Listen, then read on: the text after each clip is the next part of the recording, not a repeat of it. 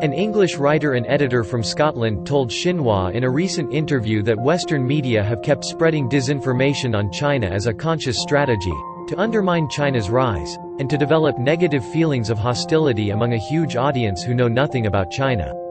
I think too many members of the Western media come to China with no intention of providing a balanced picture.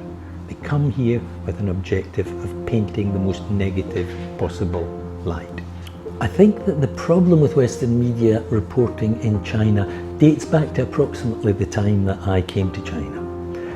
Prior to that, people were conscious of the fact that since reform and opening up began in 1978, China had made great progress and great strides forward and had achieved enormous expansion, for example, in their economy.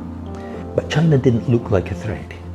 But I think it was at that point that Western strategists started to realize that China wasn't going to stop, that China planned to continue to develop.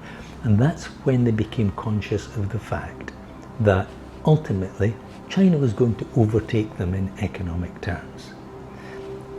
Americans don't cope very well with the idea of not being number one anymore.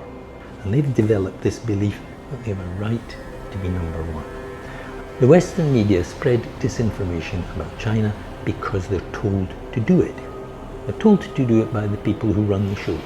And the people who run the show do not want to and cannot cope with the thought that China is a competitor.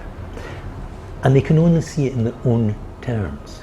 And in their own terms, competition is always a bad thing. They're not interested in anybody who has anything positive to say about China, quite literally.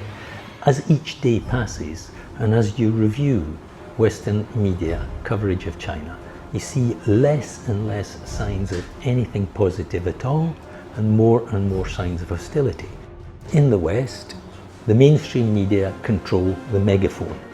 And when you control the megaphone, you control the message. And from my perspective, it's part of a conscious strategy to undermine China's rise, to develop negative feelings of hostility among a huge audience who know nothing about China other than what they're told by the politicians and the media. But to sum up, from my perspective, it's part of a deliberate strategy, and China needs to work out a strategy to counter it.